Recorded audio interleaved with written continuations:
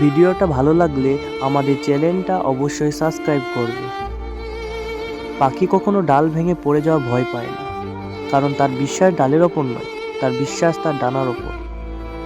তাই জীবনে চলার পথে নিজের উপর বিশ্বাস রাখো, অন্যের ওপর নয়। সাঁঝের বেলা পথ ভুলেছে, খুব কেঁদেছে পাখি, পাখির মতো আমিও আজ একলা একা থাকি। শূন্যের মাঝে বসত করি শূন্যবাদী ঘর, দূরের নীড়ে যায় হারিয়ে সন্ধে নামার পর।